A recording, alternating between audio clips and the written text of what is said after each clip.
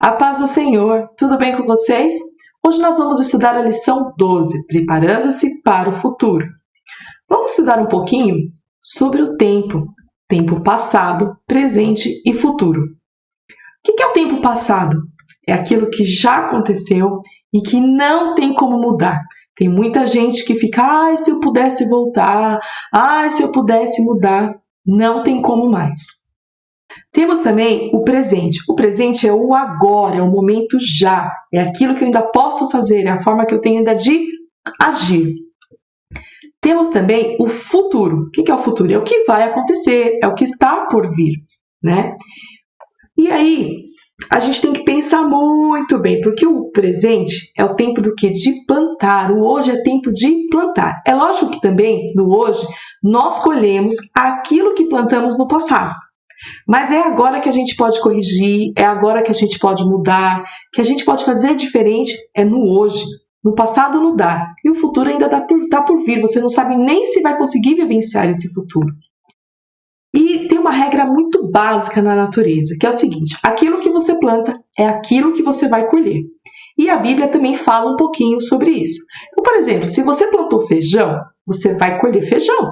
Não tem como você plantar feijão e colher milho, maçã, melancia. Não tem como.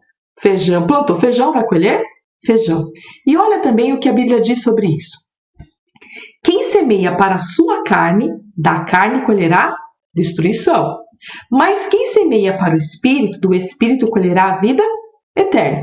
Ou seja, se o que você está fazendo hoje, o que você está plantando hoje, é para a sua própria carne, é para o seu prazer, é fazendo as coisas que você quer, que não tem nada a ver com a palavra do Senhor, que você está pouco se importando, sabe o que você vai colher? Destruição.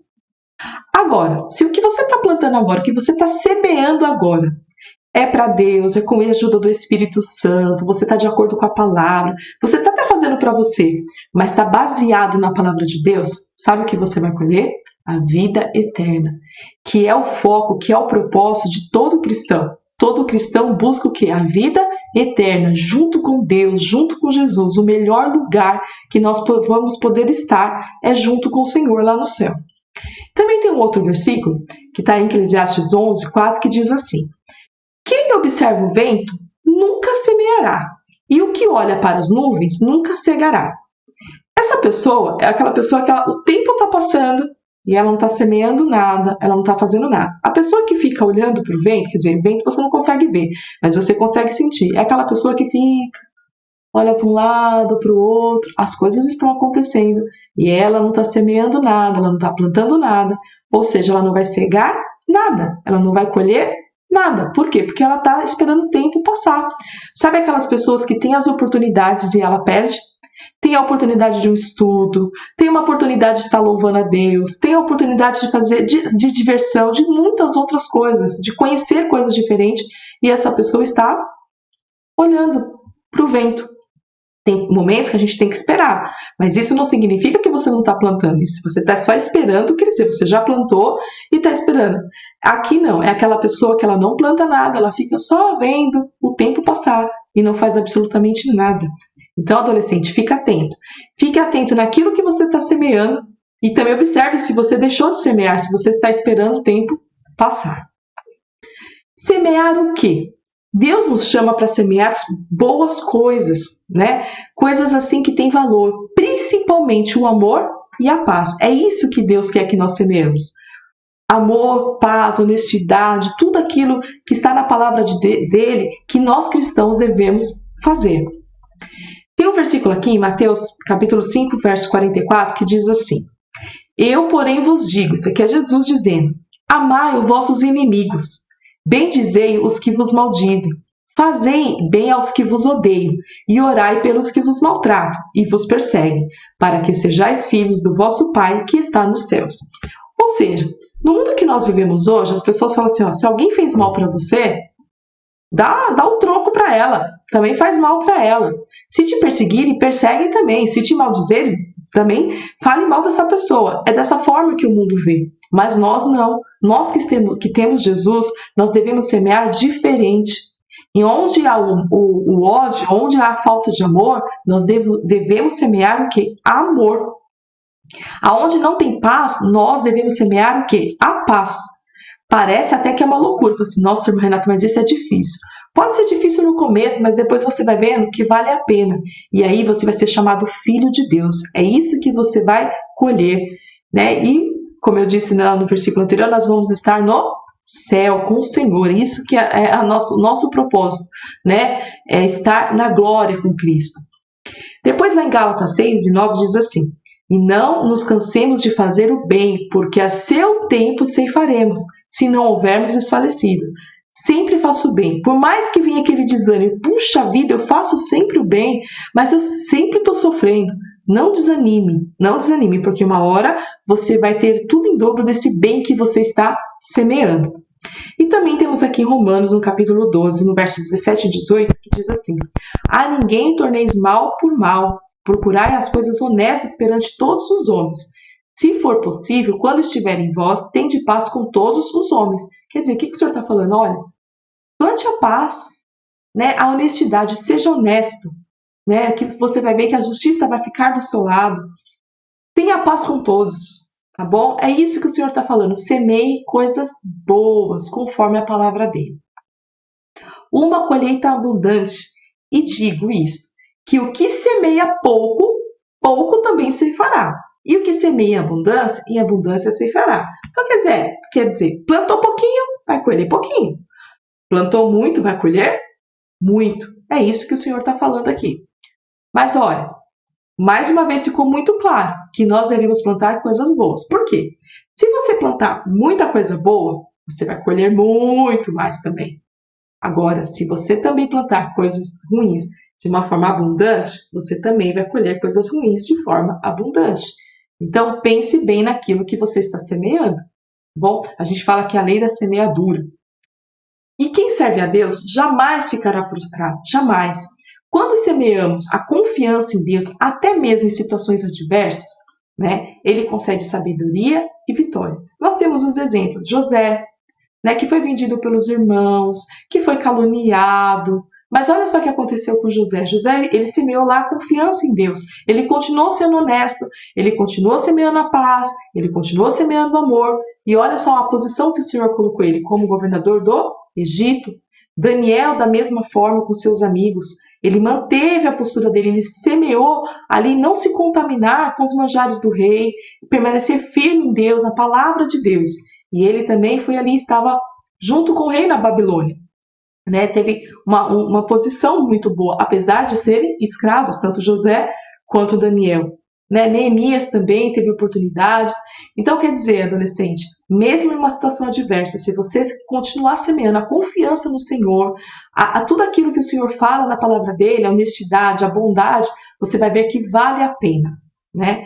Mas estes servos também fizeram a parte deles no quê? No estudo, no trabalho, na postura diante das situações que aconteciam. Eles esperavam o tempo correto, como a gente já estudou em aulas passadas.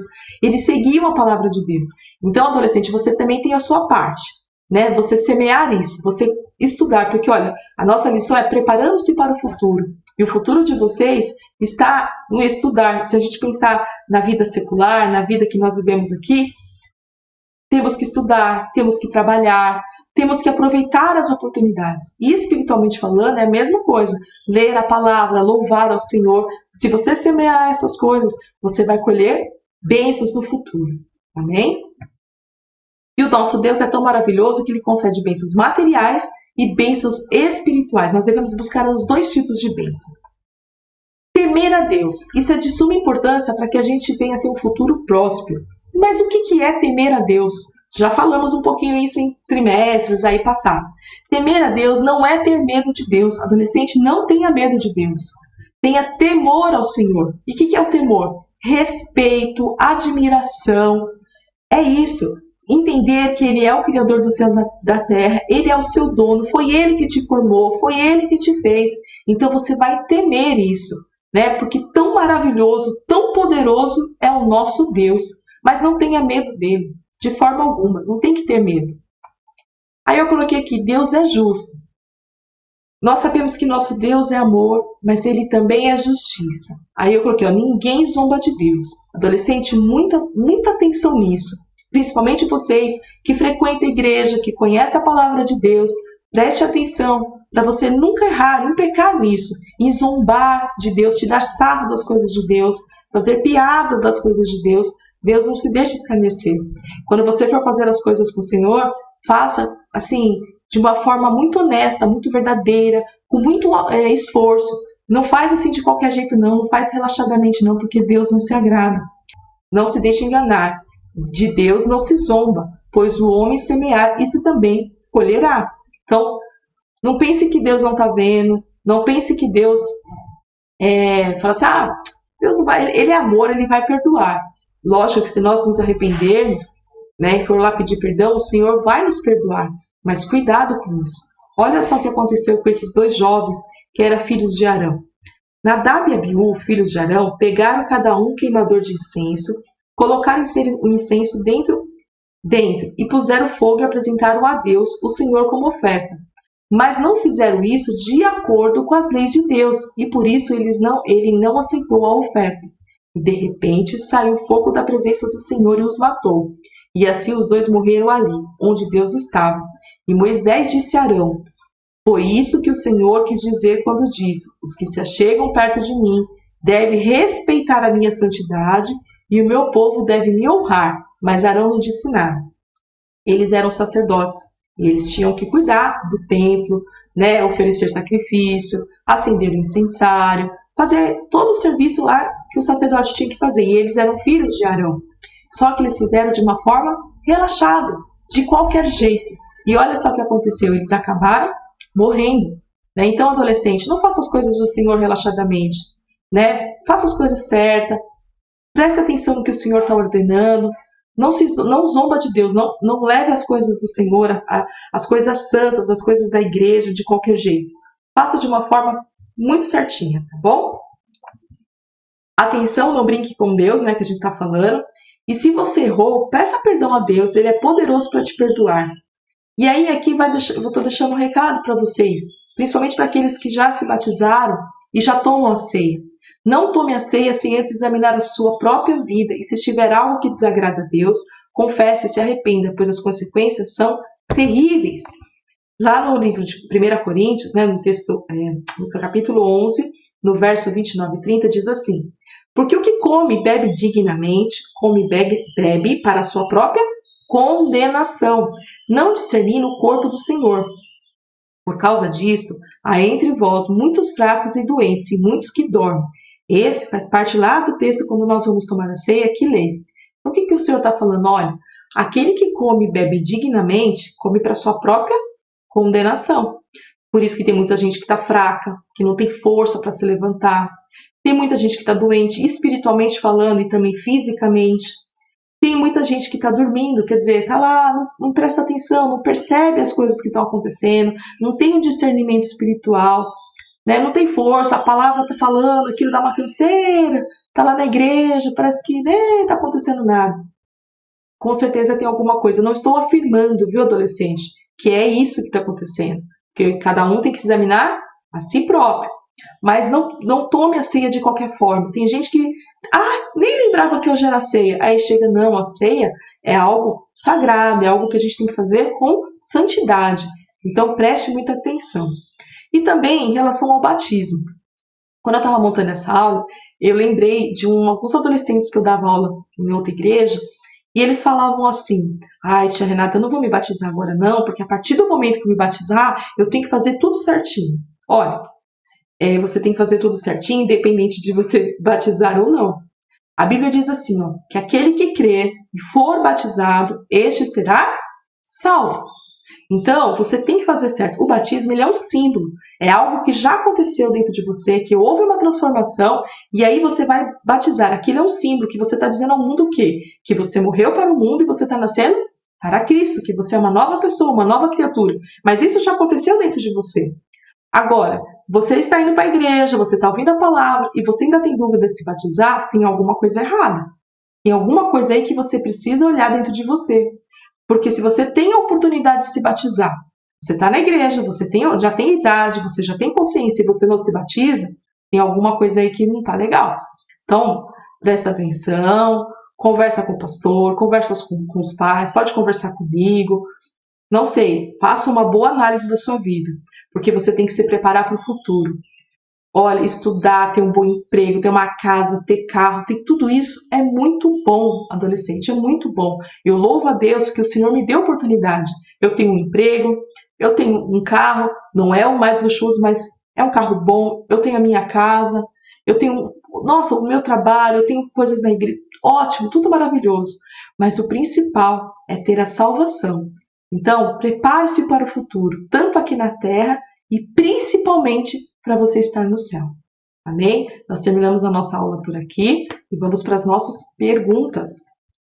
Deus nos chama para semear o quê? O que é temer a Deus? E explique com suas palavras o que quer dizer o versículo. Quem semeia para a sua carne, da carne colherá destruição. Mas quem semeia para o Espírito colherá a vida eterna. Terminamos a nossa aula por aqui. Que Deus os abençoe e uma boa semana.